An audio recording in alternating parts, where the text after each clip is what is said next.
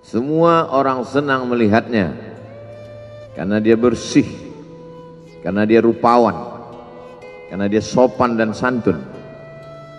Karena ayahnya meninggal dan ibunya juga sudah lama meninggalkannya. Orang kasihan melihatnya. Maka karena kesenangan hati mereka, mereka sendiri yang memberikan gelar untuknya yang belum pernah mereka berikan kepada orang sebelum dia. Gelar itu bernama Al-Amin, orang yang layak menerima amanah. Amin diambil dari 3 huruf, alif, mim, nun. Dari kata alif, mim, nun muncullah kata amanah.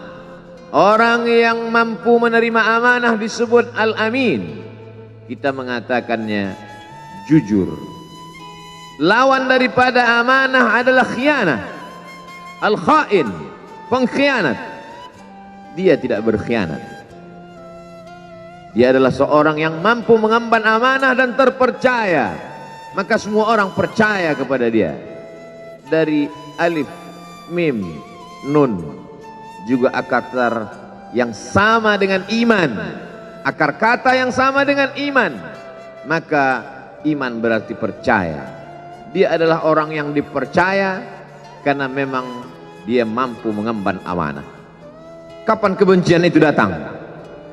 Kebencian itu datang ketika dia naik ke atas bukit Safa dan dia berkata kepada semua penduduk Makkah, seandainya aku katakan di balik bukit Jabal Abi Qubais yang besar, gagah, perkasa, tinggi, menjulang ini ada pasukan musuh yang akan menyerang kita, apakah kalian percaya? Semua mereka berkata, shadaqnaka, kami percaya karena memang kami menggelar engkau orang yang dapat dipercaya. Seandainya aku katakan bahwa ada pasukan musuh yang akan meluluh lantakkan, menghantam, membunuh kita, apakah kalian percaya? Mereka menjawab, shadaqnaka, kami percaya. Seandainya aku katakan bahwa aku menerima wahyu dari Allah dan aku diperintahkan Allah untuk mengabarkan kepada kalian yang baik-baik akan masuk surga, yang jahat-jahat akan masuk neraka, percayakah kalian? Disitulah perlawanan datang, bukan dari orang lain, bukan dari musuh, bukan dari lawan. Perlawanan itu datang dari saudara kandung, dari ayah kandung yang masih ada hubungan darah. Tabban laka ya Muhammad alihadza jama'tana, celakalah engkau Muhammad, apakah hanya untuk ini saja kau kumpulkan kami hari ini? Allah membelanya, langsung Allah membelanya. Dia tidak membela dirinya, tapi Allah mengatakan tabbat yada abi lahabi wa tabba ma aghna anhu maluhu, hartanya tak ada berguna, wa ma kasab, hasil usahanya tak mendatangkan manfaat, wa mra'atuhu hammalatal hatab, istrinya menjadi pembawa kayu bakar, simbol dari adu domba, kata-kata yang membuat menyakitkan hati yang dibawa oleh Ummu Jamil istri Abu Lahab untuk menyiksa, menjelekkan, membuli, menebarkan berita untuk membunuh karakter Sayyidina wa Maulana Muhammad sallallahu alaihi wasallam. Ini bukti kalau hari ini ada anak muda yang rupawan, yang dermawan, yang disenangi lingkungannya, tidak ada orang yang tersinggung, biasa, karena Nabi Muhammad SAW juga pernah mengalami hal itu. Tapi begitu kau katakan, aku tadi malam bermimpi bahwa aku mesti hijrah, meninggalkan komunitas peminum khamar, meninggalkan geng kita yang selama ini bicara tentang yang haram, maka disitulah mereka akan berkata, apakah hanya untuk ini saja kita berteman selama ini? Mana persahabatan kita? Apa yang dialami pemuda-pemuda hijrah hari ini dialami oleh Rasulullah Sallallahu Alaihi Wasallam 14 abad yang silam. Ketika kau berhasil bisnis, orang senang. Ketika kau berhasil membina rumah tangga, tidak ada orang yang tersakiti ketika anakmu lucu-lucu dan kau berada di tengah mereka, tidak terusik kepentingan mereka, tidak terganggu ekonomi mereka. Engkau adalah sahabat, engkau adalah teman setia. Tetapi ketika kau tidak ikut kemauan manusia, disitulah engkau sedang melantik dirimu sendiri menjadi musuh.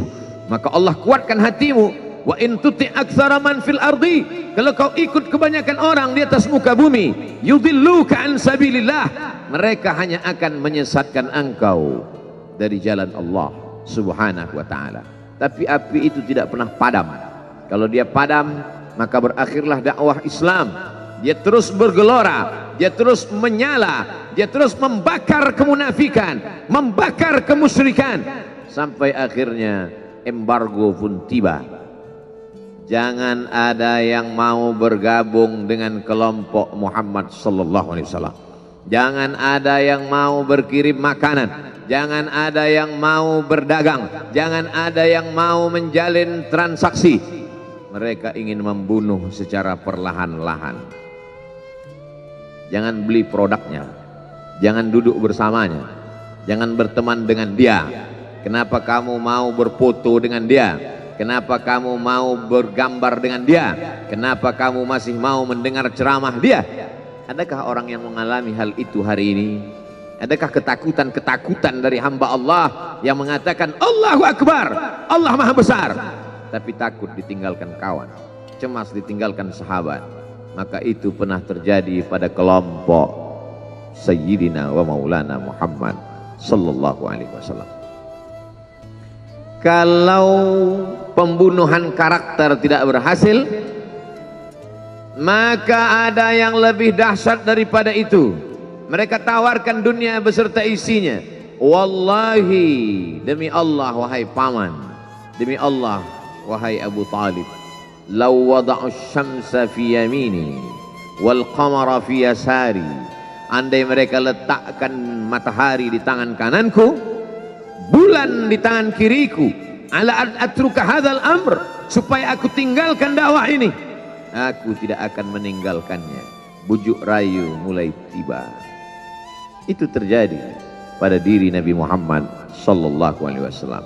Kalau kau tidak mempan dimusuhi, kalau kau tidak mempan dirangkul, kau akan dipukul. Kalau kau tidak mempan dipukul, kau akan dirangkul. Berbagai macam cara, dari mulai yang paling keras sampai yang paling lembut, dari mulai yang paling lembut sampai yang paling keras, sampai akhirnya tempat bergantung itu hilang, lenyap, musnah. Ada dua tempat bergantung, saudara kandung ayah Abu Talib. Mereka tidak mengusiknya karena dia keponakan Abu Talib. Abu Talib anak Abdul Muttalib, Abdul Muttalib anak Hashim, Hashim anak Abdi Manaf, Abdi Manaf anak Qusay, Qusaylah pendiri Darun Nadwah. Mereka keturunan darah mulia dari Adnan. Adnan menerima tetesan darah dari Ismail. Ismail anak kandung Ibrahim alaihissalam. Jangan ganggu dia, karena dia keponakan Abu Talib. Masih ada backing, tapi Allah ingin agar hati itu tidak bergantung kepada manusia. Dia buat Abu Talib meninggal dunia, masih ada lagi tempat bergantung. Dia yang dulu ketika kedinginan datang, dia yang menyelimuti.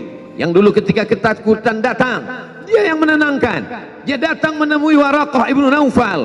Waraqah berkata, namus, malaikat yang pernah datang kepada Ibrahim, yang pernah datang kepada Musa, yang pernah datang kepada Isa, sekarang dia datang kepada suamimu. Katakanlah, jangan takut, jangan cemas. Kalau nanti sampai masanya dia akan diusir dari kampung halamannya, aku orang pertama yang akan membelanya. Karena begitu yang kutemukan dalam kitab-kitab suci yang kubaca, kata Waraqah bin Naufal. Hari itu juga tempat bergantung itu patah. Khadijah menghadap Allah subhanahu wa ta'ala. Tak lagi ada makhluk tempat bergantung, tak ada lagi ranting tempat berhinggap, tak ada lagi batang kayu tempat berpegang. Allah ingin agar engkau berserah hanya kepada Dia saja. Tidak ada makhluk. Bersandar kepada makhluk akan kecewa, bersandar pada kayu yang rindang akan tumbang, bersandar kepada benda akan binasa. bersandar kepada sahabat akan berubah menjadi musuh. Bersandarlah kepada dia, Hayyun Maha Hidup, la yamut, dia tak pernah mati. Bersandarlah kepada dia, Al-Aziz yang Maha Perkasa, Al-Jabbar yang Maha Berkuasa. Itu yang diinginkan Allah dari sosok Sayyidina wa Maulana Muhammad sallallahu alaihi wasallam. Dia pergi, sengaja dia pergi berjalan kaki, karena kalau dia pergi menunggang unta, mereka sudah mengintai, dia pasti lari, dia akan pergi ke tempat yang jauh. Sengaja dia pergi berjalan kaki. Lalu kemudian dia pun sampai ke suatu tempat. Dia berharap mereka adalah orang-orang yang lembut akan yang menerimanya. Tapi dia tidak diterima dengan tala'al badru alaina. Dia tidak diterima sebagai ahlan wasahlan.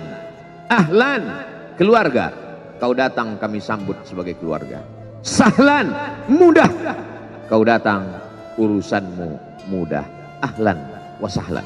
Tapi dia tidak dianggap sebagai keluarga, dia tidak dianggap sebagai sahlan, dia dianggap sebagai musuh. Dia dilempar dengan batu, dia dilempar dengan kayu, dia dilempar dengan tulang onta. Apa yang dia lakukan? Dia bersembunyi di balik bukit, dia angkat kedua tangannya, ilaika ashku dha'fa quwwati, kepada engkau saja aku mengadukan kelemahanku, wa qillata hilati, ketidakberdayaanku, wahawani bainan nas, aku hina di tengah mereka. Kalau dulu aku ada tempat bergantung, ada tempat bersandar, ada tempat mengadu, hari ini hanya engkau saja ya Allah. Datanglah malakul jibal, malaikat penjaga segala bukit di atas dunia. Kau tunjuk mana bukit yang paling besar ya Muhammad, akan kutimpakan kepada mereka. Hati yang luka biasanya akan marah, akan kecewa. Tapi itu tidak terjadi pada Nabi Muhammad sallallahu alaihi wasallam. Apa yang dia katakan?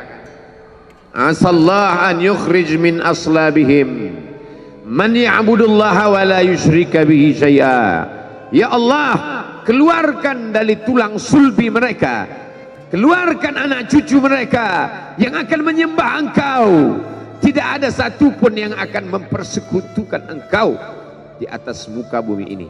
Doanya dikabulkan, hatinya susah, pikirannya kacau, tapi lidahnya tidak berkata-kata kasar. Dia doakan agar anak cucu mereka menyembah Allah. 100% penduduk Taif hari ini bersyahadat asyhadu an la ilaha illallah wa asyhadu anna Muhammadan Rasulullah. Doa orang yang teraniaya, doa orang yang terzolimi. Dia berhenti di sebuah kebun. Ada seorang yang bukan terpandang membawakan beberapa ranting anggur sebagai pelipur lara, penghilang haus, pelepas dahaganya. Ketika anggur itu akan masuk ke mulutnya, dia berkata Bismillahirrahmanirrahim, atas nama Allah.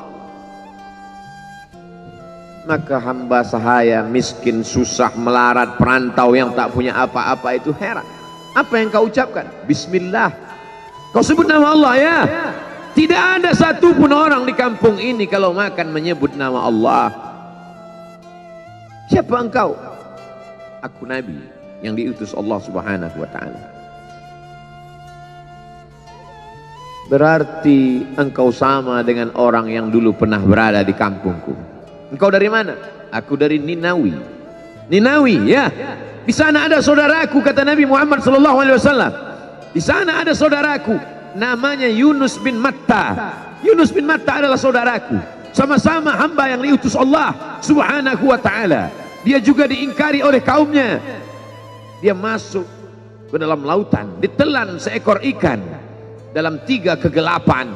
Gelapnya tengah malam, gelapnya lautan, gelapnya perut ikan. Dia berserah kepada Allah. La ilaha illa anta subhanaka inni kuntu minal zalimin. Begitu cara Allah mengingatkan Nabi Muhammad SAW. Apa yang kau rasakan hari ini belum ada apa-apanya dengan apa yang pernah dirasakan oleh Yunus bin Matta. Mendengar itu langsung saja Addas bersimpuh sujud mencium lutut Nabi Muhammad sallallahu alaihi wasallam.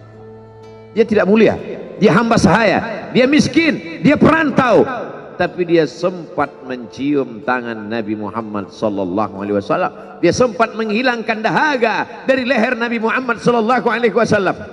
Pertemuan yang berkesan. Biarlah pertemuan itu sekali, tapi sampai ke lubuk hati. Untuk apa pertemuan yang berulang kali, tapi hanya sampai di tepi bibir, hanya basa-basi. Nabi sallallahu alaihi wasallam kembali, dia pulang. Di tengah perjalanan dia mendengar, qul, katakan, uhiya ilayya annahu istama'a nafarun minal jin. Ada sekelompok jin. Jin itu berkata, inna sami'na qur'anan ajaba. Kami mendengarkan bacaan Al-Quran ajaba, menakjubkan, ajib.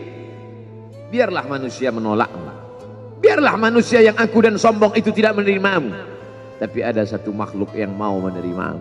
Inna, kami dari kalangan jin, sami'na, mendengar, Qur'anan ajaba, bacaan Al-Quran yang mengagumkan, yahdi ila rusdi, yang membuat kami lurus berpikir benar.